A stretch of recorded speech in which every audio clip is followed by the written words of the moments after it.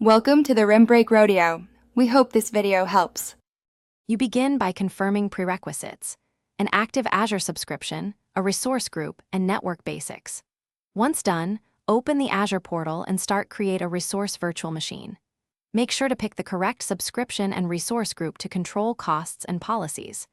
Select a region near your users for lower latency and compliance reasons, then choose an OS image and a VM size that matches expected CPU, memory, and storage needs.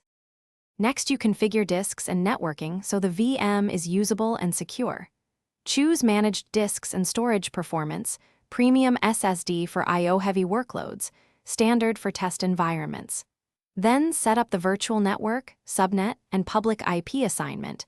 Make sure to place VMs in the correct subnet for traffic flow.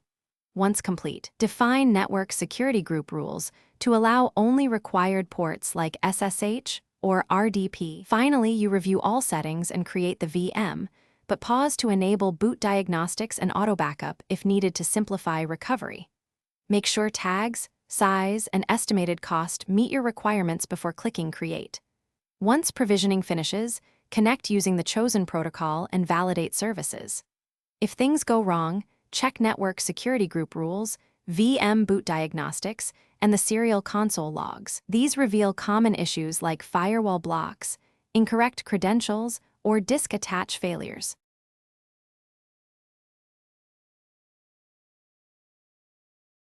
Thanks for watching. Consider subscribing if we helped you.